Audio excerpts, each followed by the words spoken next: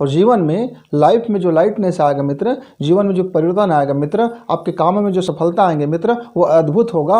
और अद्भुत होगा, इतना अद्भुत होगा कि हम आपको बता नहीं सकते मुँह से, आप खुद देखेंगे। आप उस जीवन में आपका जो परिवर्तन होगा, जो आपके जीवन में जिस तरह से चीज़ें बदलेंगे। माँ सरस्वती वीणा पाणिनी अपनी आशीर्वाद आप लोगों पर बनाए रखे। आपका जीवन, आपका घर परिवार खुशियों से, आनंद से और समृद्धि से भरा रहे। मित्र, इस मंगल कामना के साथ आज हम अपनी बात की शुरुआत करते हैं। उपवास, हमारी भारतीय संस्कृति में उपवास का बड़ा महत्व बताया गया है, और यदि आप जीवन में उसका एक अंश भी उतार लेते हैं तो यकीनन आपका जीवन में वह बहुत ज़्यादा बदलने वाला साबित होता है। वह कल्पतरु है। कल्पतरु इस मायने में नहीं है कि आप कुछ भी मांगो और मिलेगा। वह एक ऐसा कल्पतरु है, वह विवेक सम्मत कल्पतरु है। आप कुछ भी मांगोगे तो नहीं मिलेगा, जो आपके हित में होगा वो मिलेगा, जो आपके लिए कल्याणकारी होगा वो मिलेगा। तो उपवास में अलग अलग धर्मों में, अलग अलग जाति में, अलग अलग पंथ में, अलग अलग देश काल में सब उसका अलग अलग तरह से मायने निकालते हैं। आजकल उपवास का मायने हो गया है, आजकल व्रत का मायने हो गया है कि खाली पेट रहो, अन्न का त्याग कर दो। भाई, आप शरीर को भूखे मारते हो, ठीक है, शरीर का शुद्धिकरण हो जाएगा। शरीर के लिए वो ठीक है कि उसको हफ्ता में, सप्ताह में, 15 दिन में, महीना दिन में एक दिन उसका अपना साफ़ सफाई का, डिटॉक्सीकरण का, उसका जो अंदर में जो विषाक्तपना भरा हुआ है उसको बाहर निकालने का मौका मिले। लेकिन आप उस उपवास के नाम पर फिर आप जो ठूस लेते हो तो उस हमारे शरीर को और भारी पड़ जाता है। मित्र, आप युवा मित्र हो, आपको जीवन में बहुत कुछ करना है, बहुत तरक्की करना है, बड़ी सपनों को पूरा करना है, बड़ी ऊंची पढ़ाई को भी पूरा करना है, जो भी पढ़ाई उसको भी पूरा करना है। ये उपवास उसमें कैसे भूमिका निभाता है, हम उसके वैज्ञानिक पहलू पर आते हैं। चलिए, जब हम उपवास करते हैं तो हमारी स्मृति शक्ति कमज़ोर पड़ जाती है। क्यों कमज़ोर पड़ जाती है?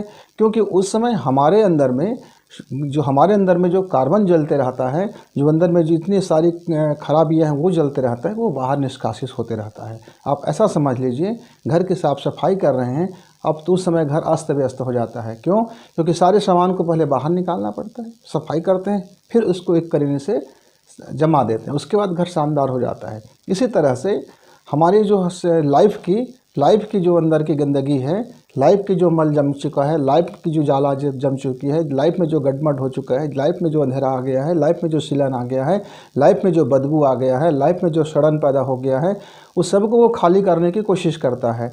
इस कोशिश में उस समय हमारा थोड़ा सा मनोतेज, स्मृतियाँ और शारीरिक कमजोरियाँ हमको लगती है, लेकिन बाद में हम और अच्छा हो जाते हैं।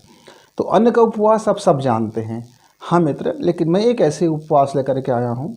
आप जीवन में आप फॉलो करके देखना, कुछ दिन फॉलो कर लेना, लाभ मिले तो आगे करना, उसमें आपको पेट को भूख नहीं मारना है। मित्र, यदि आपको हमारे दिए गए सुझाव, वार्तालाप, संवाद या हमारे स्पीच से आपके जीवन में राय रत्ती भी फर्क आता है, यदि आपको लगता है कि हमारे साथ जुड़ना आपके लिए बिल्कुल हितकर है, तो आप इसको सदस्यता लीजिए और शेयर भी कर दीजिए 2-4 लोगों को, ताकि उनको भी यह स्पीच मिले और वह भी अपने जो बिल्कुल सरल तरीके से जो क्रांतिकारी बदलाव है, इस फार्मूला को भी प्राप्त करें। और आप इस फार्मूला को जब उसको मिलेगा तो वो थैंक यू देंगे। और उसके आपको एक काम करना है, आप जो एक टाइम का भोजन करते हो बिल्कुल कीजिए, दूसरे टाइम के भोजन को कम कर दीजिए। जितना आपसे हो सके उतना कम कर लीजिए। थोड़ा थोड़ा खाइए, पेट भर ना खाइए। दिन भर थोड़ा थोड़ा खाइए, पर पेट भर ना खाया जाए। और क्या करें, सप्ताह में एक दिन अन्न का इस तरह के उपवास, और सप्ताह के 5 दिन उस उपवास को सफल बनाने का छोटा सा उपवास करना है। कैसे करना है? आज सोमवार है, हाँ जी आज सोमवार है, तो आज एक काम करते हैं, आज मेरा व्रत है किसका? लालच का। आज मैं लालच नहीं करूँगा, जो भी हो जाए, आज मैं पूरा दिन, पूरा व्यवसाय, पूरा काम जो भी करूँगा बिना लालच का करूँगा। सप्ताह में मैंने एक दिन तय कर लिया कि सोमवार को मुझको लालच नहीं करना है। कोई भी दिन तय कर लीजिए। दूसरा दिन हमने तय कर लिया कि आज मुझको क्रोध का उपवास करना है, आज मैं क्रोध नहीं करूँगा, जो भी होगा शांति से सहन करूँगा, शांति से देखूँगा। और हम फिर तीसरा दिन क्या करें? आज हम अपनी वासना का उपवास कर लेते हैं। चलिए, एक दिन जितना हो सकेगा, जितना व्रत कर सकेंगे करेंगे। कोई ज़रूरी नहीं है कि हम उसको कट्टरता से करें, थोड़ा थोड़ा करें, कोशिश करें कि उस दिन उसका उपवास हो जाए। तो सप्ताह में मित्र अब 3 दिन को इस तरह से उपवास के लिए चयन कर लीजिए और रविवार को आप कंप्लीट 1 दिन उपवास कीजिए और उसमें ये देखिए कि आपने जो 3 दिन का उपवास किया था उसमें कितना सफलता मिला, और जितना सफलता मिला उसको खुद को थैंक यू बोले खुद को कि आपने उपवास किया, इस उपवास में आपको सफलता मिली, हम आपको धन्यवाद देते हैं। धन्यवाद देना ना भूलें। रविवार को क्या करें? रविवार को 1 घंटा का समय निकालिए। रविवार को अक्सर छुट्टियां हुआ करते हैं। 1 घंटा का समय निकाल लीजिए। सुबह सुबह का वक्त तो ज़्यादा अच्छा है और शाम को 1 घंटा का वक्त। इसमें आप क्या करें? आप ये करें कि आपके जीवन में जितनी लोभ है, छल है, छिद्र है, प्रपंच है, दुष्टता है, गलत कार्य हो गया है, कई तरह से आपके मन विचार में कई तरह से बातें आती हैं, कई तरह से कर्म करते हैं, कुकर्म करते हैं, अच्छा कर्म करते हैं, बुरा कर्म करते हैं, सारे कर्मों का लेखा जोखा आप रविवार को 1 डे स्पेशल, संडे स्पेशल आप मना लीजिए। संडे स्पेशल मनाने के बाद आप बढ़िया से खाना खाइए और अपना ज़िंदगी जीते रहिए। आप प्रत्येक रविवार को यदि एक संडे स्पेशल कर लेते हैं सुबह टाइम में और उसी दिन रात को भी संडे स्पेशल कर लीजिए। अब इसमें क्या होगा कि आपका मन व्यग्र होगा, क्योंकि आप अपने अंदर की सारी खराबियां देखेंगे, आप अंदर की कमजोरियां देखेंगे, आप अंदर की नाकामियां देखेंगे। तो हो सकता है आपके मन में थोड़ी सी तनाव हो, डिप्रेशन हो, तो और उसको सुधारना कैसे है कि आपके जीवन में कुछ गड़बड़ हो गया तो उसको सुधारना कैसे है। तो आखिर में हम इसको क्या करेंगे, जैसे आप सुबह आपने वक्त दिया कि आपका 1 घंटा 1.5 घंटा बीत गया और आप अंदर के सारी चीज़ों को देख लिए, फिर आप एक काम करना, अपने हार्ट में, अपने हृदय में आप अपना दाहिना हाथ को रखेंगे और धीरे धीरे सांस लेंगे और धीरे धीरे छोड़ेंगे और इस तरह से बोलना है, मेरा अंतःकरण जानता है कि मैं एक सच्चा और अच्छा इंसान हूँ। मैं सद्व्यवहार करता हूँ। मेरा विवेक जागृत है। मैं हमेशा उजाला के पक्षधर हूँ। मेरे अंदर में प्रेम भरा हुआ है। मैं लोगों को स्नेह बांट रहा हूँ। मैं लोगों को प्रेम बांट रहा हूँ। मैं लोगों को खुशी बांट रहा हूँ। लोगों की मुस्कान पर मेरा मुस्कान खिलता है। हम सुगंधित हो रहे हैं। हम निर्भर होकर के जीवन जी रहे हैं। मेरा अंतःकरण जानता है। मेरा ईश्वर को धन्यवाद, मेरे परिवार को धन्यवाद, माता पिता को धन्यवाद, सहचरणी को धन्यवाद, पार्टनर्स को धन्यवाद और मुझे भी धन्यवाद कि मैंने अपने यह जीवन आज शानदार जिया, खुशी से जिया, आनंद से जिया। अद्भुत अद्भुत, मैंने जो बोया वह 1000 गुना बनकर लौट रहा है। Thank you, thank you. आप इतना उस उपवास में आखिरी में आपको यह कर लेना है। जिसको हम देव स्थापना बोलते हैं, हम इसको देव स्थापना बोलते हैं, देवताओं को देने वाली उपहार बोल देते हैं।